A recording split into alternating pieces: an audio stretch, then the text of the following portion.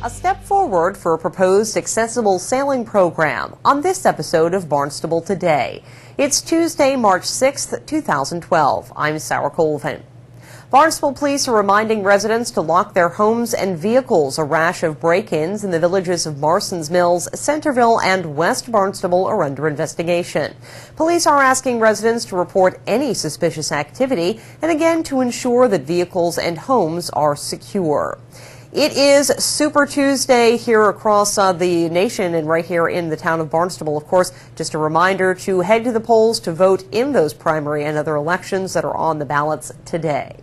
McKeon Park, home to the Cape Cod Baseball League's Hyannis Harbor Hawks, is often deemed unplayable after a heavy rainfall. Vice President of the Hawks, Brad Pfeiffer, talked about repair options in front of the Recreation Commission last night. It's based on the way the field has been built, and it's groundwater is if in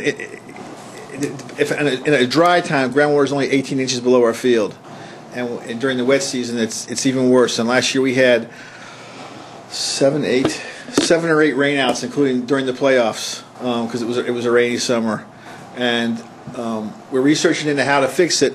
And there's kind of an existing PVC herringbone system underneath the field, but it's about 25, 30 years old, and it's crushed in places, and it's full of biological debris, and we're looking into different solutions. We've had Sullivan Engineering has done a survey to raise the field in certain places, level it off, try to increase natural drainage. We're looking at herringbone systems, and the issue we're having is it's a lot of money involved, more money than we have right now. Right. And we possibly explore town funds to help us with that. Have there been any conversation, Joe, about relocating the Mets? I know for a while there was talk about Barnstable High School, the McManus property. I just wonder how much good money we're going to put in. And Right. if it's 18 inches below the water level, it's 18 inches below the water level.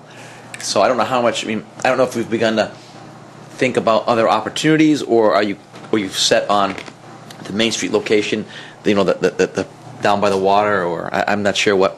One of the issues is we work hard to come up with money and donations that we did, and between the press box building and the lights, and we put about $750,000 into the field in the last 10 years. So, and we've kind of drained every source we have to the next. So, maybe it's a discussion we should have had 10 years ago. Okay.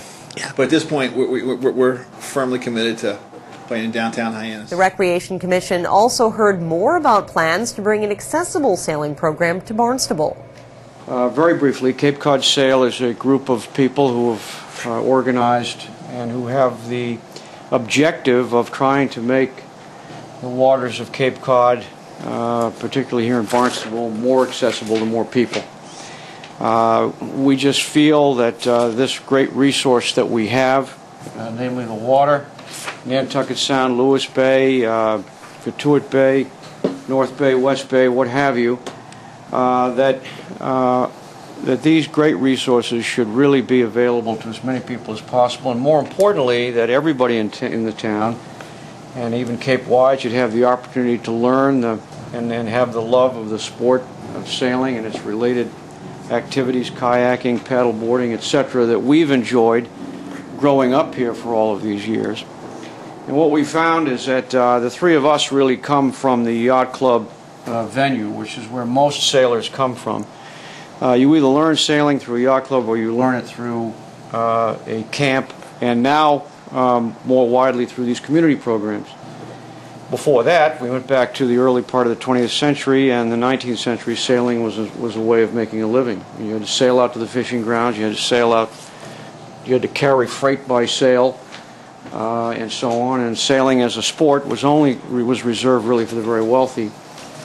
In any event, we started this venture in the fall of 2011, and we've been feeling our way along. And our issue is the issue that everyone has when it comes to the waterfront, and that is the issue of access. How do we get there? Once we're there, we know what to do, but how do we get there? That's the question. And we've been sort of formulating this as we go along. We had some general ideas, and now we're refining them. And we're at the point now where we have a specific proposal that we want to make to this commission, and we want eventually to and will engage in a negotiation with and a discussion with the town manager's office to formulate an actual contract, an agreement with the town as to our use of the hopefully our use of your facilities for our program. And I think you received by email our bullet point summary. There are really two things going on here. One is that we're looking for your endorsement, generally speaking, but the two things that are going on is, one is that we're trying to establish a venue on Calamus Beach. That's one part of it. That's the first prong. And the second prong is that we're trying to enter into a partnership with you and the Kennedy Memorial Sailing Group for the use of the Hunter boats that you currently use for your sailing program. Let me address that one, or let me address the 3 points that we're looking for, and these are going to be really the 3 major points for which we're going to hopefully form a contract. The 3 points that are on the summary are we would like to be able to make use of the sailboats and the moorings on the shoulder, what we call the shoulder season. In other words, that time of the year when your group is not operating, you're not engaged in instruction. We want to take advantage of those facilities in the off season or the shoulder season, which is May 1 to June 30th on the beginning end, August 16th to October 1 on the other end. Secondly, as I said, we're seeking your endorsement of the use of part of Calamus Beach, be the north side or the bay side, for off-the-beach instruction and programs. And then as an adjunct to that, a use of a certain small area at Calamus Beach for storage of our equipment would consume about 8 parking spaces, and I can get a little bit more specific about that in a minute. Let me talk first about what we propose with respect to the partnership that we're hoping to engage in with your recreation department. And we have to bring certain things to the table. We want to be able to use your fleet. So what is it that we can offer to you? What is it that we want to provide to you? Well, number one is we are willing to and will prepare the fleet and its support boats for the season. We're going to do this with professional and volunteer help. We'll paint the bottoms. We'll go over the rigging. We'll make any repairs that might be necessary. Have the boats prepared and ready for launching. Secondly, we will launch and haul the boats at both the beginning and the end of the season. So we'll bring them down, we'll launch them, we'll haul them out, and this will be done through help with a fellow by the name of Tom McKenzie, who's got a professional mooring business on Lewis Bay. I know Tom well. I've worked with him.